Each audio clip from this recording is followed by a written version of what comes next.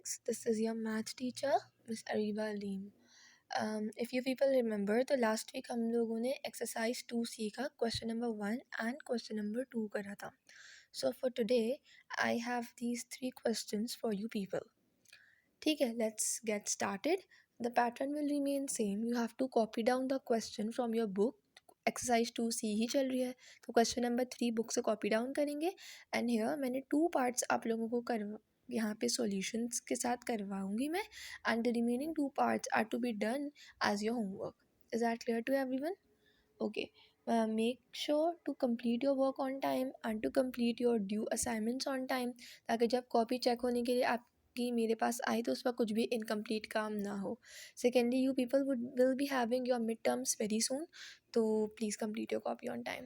And if you people face any query, I have asked you this several times, तो जो हमारे live sessions होते हैं तो come to me there, ताकि हम लोग आप लोगों के जो भी मसले मसाइल हैं वहाँ पे रिजॉल्व कर सकें. सेकेंडली, जो हमारी फिजिकल क्लासेस होंगी, you people also have time there कि आप लोगों को जो चीज़ें नहीं समझ आए तो मुझसे वहाँ पर पूछ लें. ठीक है, just a reminder for you people. Now let's start today's lecture.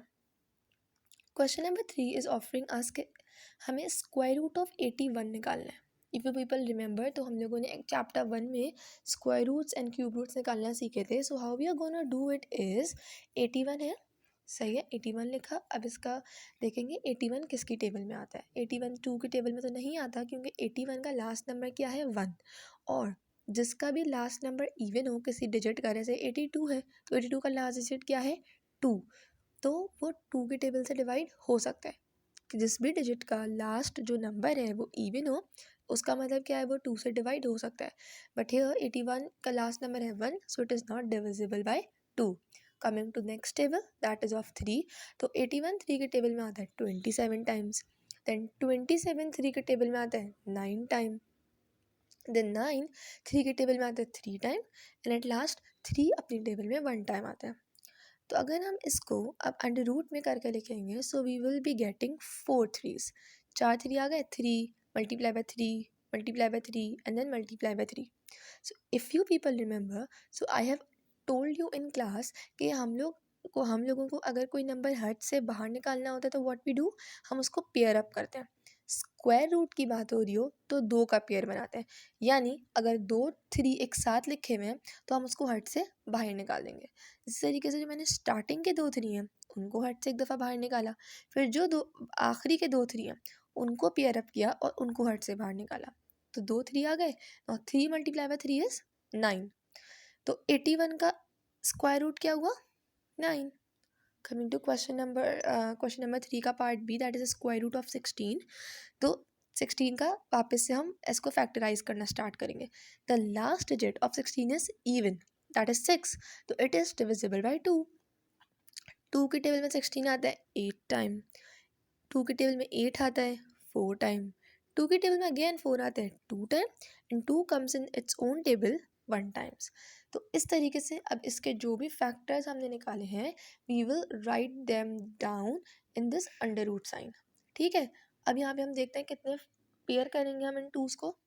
तो 2 multiply by 2 multiply by 2 multiply by 2, तो 2 का पेयर बनाया. अब जो भी 2 का पेयर बन रहा था, we will take it out from the hut. तो एक 2 वो कॉमन आउट निकल गया और जो आखिरी के 2 है उसका पेयर बना के वो कॉमन निकल गया. तो इस तरीके से कितने 2s हमारे पास हट से बाहर है, 2 2. तो under root 16 is equals to 2 multiply by 2. 2 2 सा क्या होता है, 4. तो अंडर रूट 16 यानी स्क्वायर रूट ऑफ 16 क्या है हमारे पास, 4. मेक श्योर ये बात आपको पता हो कि under root and square root एक ही चीज़ को कहते हैं. जैसे कि हमारे दोनों पार्ट्स इसके क्वेश्चन नंबर 3 का वेरी इजी है, आई नो. तो इस तरीके से part C and D you have to do them by your homework and I want you to attempt it. गलत करो सही करो, पेंसिल से करो इवन, बट अटेम्प्ट इट.